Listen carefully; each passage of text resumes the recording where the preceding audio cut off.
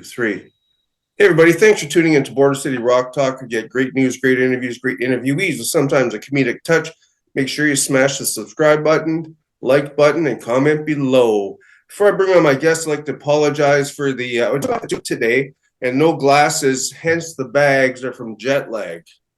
I've got a guy that knows a lot about jet lag on the show today, Mr. Doug Aldrich. How you doing, Doug? I'm good, Ernest. Thanks for having me, brother. And I want to remind people to smash that like button and crush that subscribe button because this is where rock lives right here. Right on. I appreciate that, Doug. Doug is appears to be homeless. He's living in his car. That's not true. Yeah.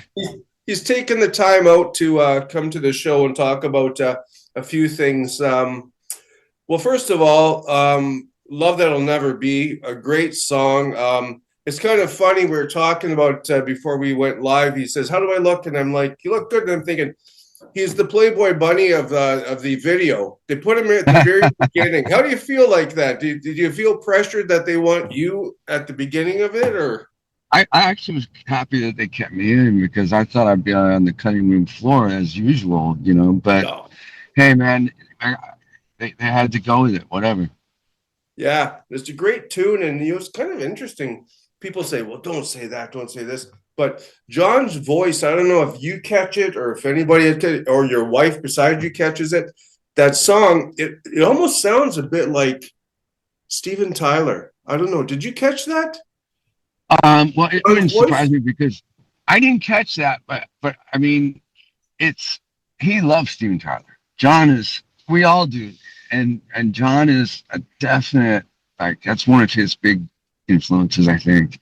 Yeah. John's got his own thing. He does his own thing, and he's, equally. I love John's voice, but if he said his influences, definitely Steven Tyler would be in there for sure. For sure. So, recent album "Light 'Em Up" is so great on the charts. Released in it was September, I believe September. Last, yeah, last September. So it's charting really good. I was looking at the numbers. This song, "Love That'll Never Be." I mean, I looked like when I watched the video that Cat. Oh, thank you, Kat Swinton, for setting this up. It's the numbers are insane for the video right now. I just typed in on a new laptop. I typed in "Love That'll Never Be," which could be a million different things on YouTube, and it came up Daisy's first thing. Good. How I think that was a song that John wrote for a solo project. Is that correct? And then it became one of yours? Yeah. Or bands? He had that song, and it was he actually played it for the band before we I forget when, maybe a few years back. He had it, and then he actually recorded it with Marty Fredrickson and did an amazing version. It was very much, it reminded me a little bit like of Elton John song or something. The treatment was with strings and really, really beautiful. Well done. Of course, he brought it back to the band and said, "Hey guys, what do you think?" And we trashed the song that he put so much work into. No, I'm just kidding. We put our stamp on it.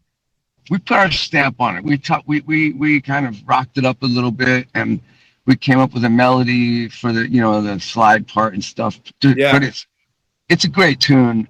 So hats off to John for that one, and also Marty as well. Yeah.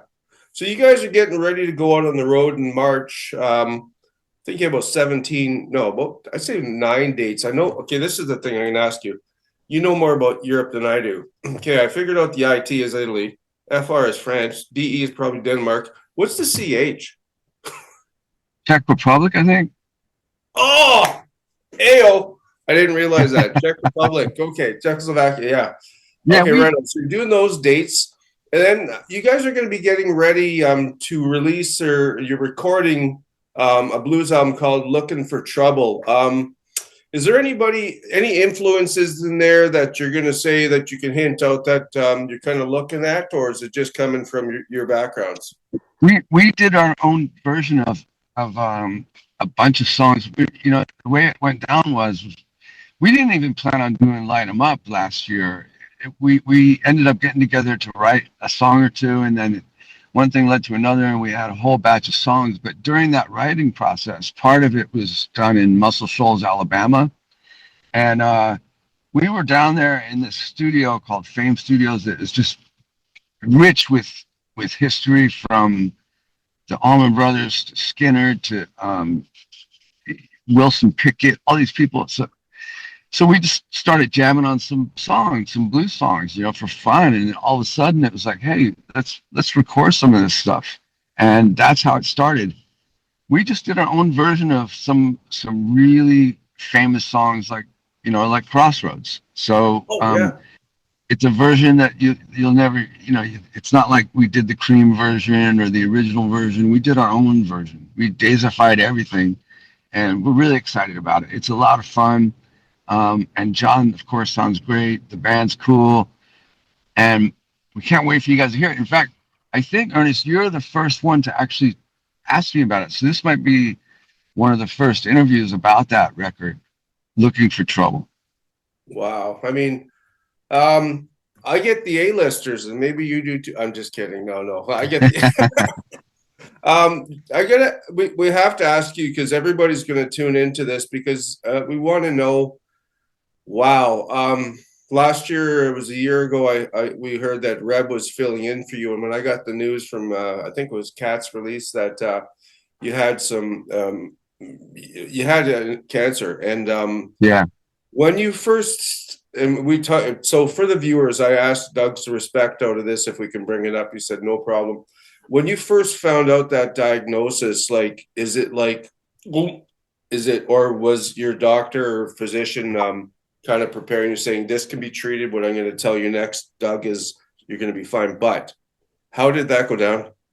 Once I met with the doctor, once I met with the oncologist, he said, hey, this is very treatable. You're really, you're going to be fine. And just, it's going to be a pain in the ass, but it's very treatable. But prior to that, it was about 2 or 3 weeks when I got the news that it was cancerous. It was definitely cancer. And that was in your throat, right? Yeah. But I didn't know what kind of cancer and how advanced it was. That's the scary part, because, man, I was like, what if, it was just a nerve-wracking situation, because I got kids, and I'm trying to, I've lived a great life. I'm super blessed and lucky. But if it's my time, I'll go. But I don't want to leave yet, because I got to help my kids get through life a little bit, You got your wife. You got your wife beside you too. Don't forget her. She's gonna hit you. She just stepped out because she got nervous when she heard you say that. She stepped out. Oh, really? She's shy. I'm sorry. Yeah, no, but yeah, it was definitely a setback mentally, and I just had to kind of just go, look, I'm going to leave it in God's hands, and just whatever it is, and I'll just deal with it my best I can. And then the doctor said it was very treatable, and it would be a pain in the ass. It would be a surgery and also radiation. And I thought, okay, the surgery is the worst part of it, but actually radiation's more. My father had cancer, and they say, and because of what I went through watching him, that's the worst part is the radiation and the that kind of therapy. You feel so sick all the time, right? Yeah, and unfortunately, I didn't have to have chemo, so that was good. But oh wow, it was just they took out my tonsil where it was, and then they took out a bunch of lymph nodes right here, and the scar's pretty good actually. And one of the biggest things was I lost all my taste. So you could smell stuff, but you couldn't taste it. Was it like metallic? Is what I've read. Is everything taste metallic? Yeah, that on one side for some reason it was really metallic. And it would help if the more I would 3 or 4. I don't even remember, but I would gargle all day with salt water and salt water and baking soda, and that helped a bit with a lot of issues. But anyway, the bottom line is I'm I got my blood test the other day, and it's 0, whereas prior to my surgery it was 277, whatever that is. Now it's 0, so that's good. I still got to get scanned on my full body to make sure there's no organs that got Yeah, yeah. anything in them. But I think I'm pretty good. I'm Good hoping for so. you, man. You look good. You look like Fabio. I'm trying to pull it together for you, but also, you know, I I got on the going through that treatment. I lost a bit of weight, and so I'm trying to build back a little bit. Without gaining in the other spots that I liked that I lost some weight. You know what I Yeah, mean? yeah. No, you look great. You look very healthy. Thanks. And like I said earlier, I mean, people don't realize people, certain people say, well, they're musicians or they're actors and they get this and they get that, but you really do bring a lot to us. And I'm not saying this because I want the interview. I got the interview, and all the people watching are going to say, you know what, we're so happy for you. Man, I gotta say, I really the letters, the notes and messages I got on social media and through the Dead Daisies and all that stuff, it made huge difference because it was all positive, like you got this, man, or like don't worry about it. We'll be here when you're ready, and then friends, and fans and people praying for me. It was like I felt it really worked. I felt like it was working. Everyone was I'm thankful for. So thanks everybody for doing that. And for every prayer you sent to me, I am now sending it back to you unconsciously. Thank you. And you know what? I'm just going to pick up on that. It sounds like you're very spiritual in your life. I'm getting more spiritual as I go on. I realize that I'm so lucky and blessed about how not only this, but just my life is, to have friends in a band, like the guys in the band are it's like a family. I've been in this band 9 years, and I've known John Corabi since we were kids. He and I are super tight. David Lowy is these guys are my best buddies. And, Tommy Clufetos, Michael Devin, we go back to Whitesnake, and the band's just killing, man. I mean, speaking of Tommy Clufetos and Michael Devin, those guys are, I definitely say pound for pound, they are one of the best rhythm sections I've ever played with. Yeah. I, Yeah. they are amazing. And Tommy's drum solo is worth the price of admission. That's what Coverdale used to say about Tommy Aldridge. I'm saying about Tommy Clufetos. His drum solo is insane. So people gotta come see it. Must be in the name Tommy. They even had a musical. Yes, it So must be. It's a good drummer name.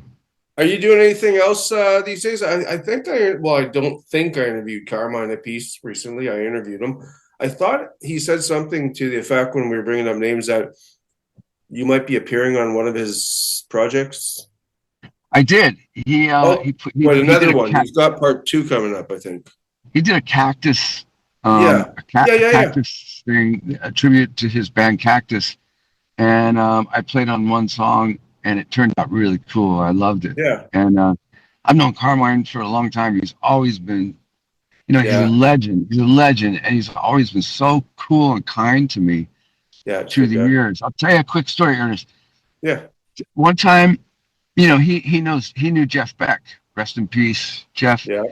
He knew Jeff Beck, and Jeff was playing at the Greek Theater in Los Angeles, and Carmen goes, "Hey, you want to come with me?"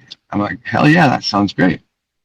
So we go backstage. I meet Billy Gibbons. I meet Carlos Santana. It was just like surreal. It was really cool. Had a great concert watching Jeff. I think I got to shake his hand quickly or something, but didn't get to meet him. But concert was done. I go home. I get in bed. And then Carmine calls me up. "Hey, Doug, what are you doing?" I'm like, "I'm in bed, man. I'm sleeping." He goes, "Well, I'm down here at the hotel, and Jeff's here, and we're gonna hang out." I was like, before he even said like get in the car, the sheets flew off, and I was in the car on the way to the hotel. And I got to meet Jeff through Carmine. So thanks, Carmine. Oh, wow. Well, I don't want to keep you long. I know you're very busy. You stopped at a red light. Everybody's waiting behind you. But I'd like to Uh, thank you for coming on. Everybody's going to check out the new single.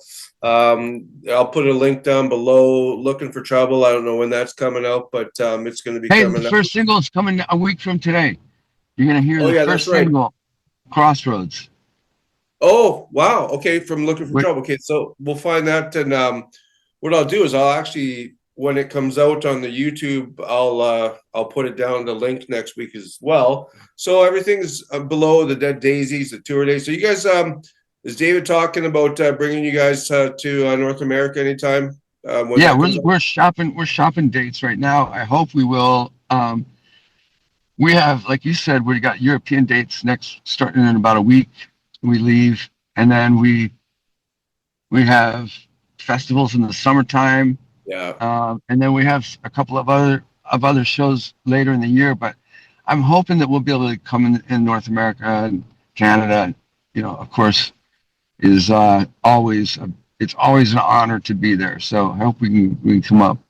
There's a venue near me. Would you like to play Coaden Casino in Sault Ste. Marie, Michigan?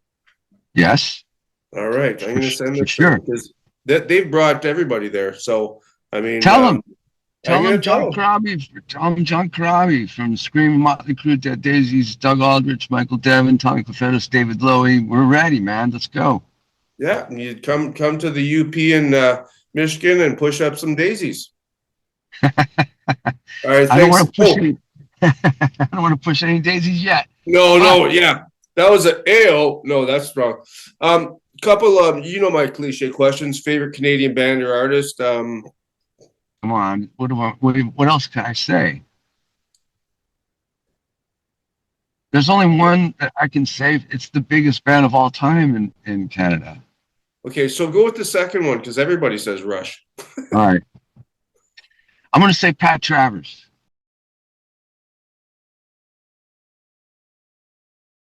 Ernest, Yeah, you there? Thanks. Come on back we, in. we froze. We This froze up, man. what the f? I don't even have to edit this out. It's my channel. Let me just make sure this is recording, and I will let out a few things. Okay, we're good.